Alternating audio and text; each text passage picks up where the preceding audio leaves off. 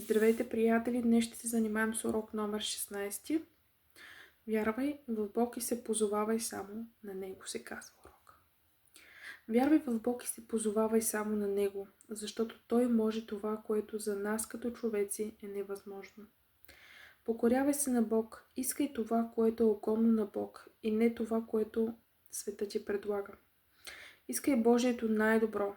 Поискай съвет от Всевишния и Всесилния. Постоянствай в Господа и чети и изучавай Словото Му.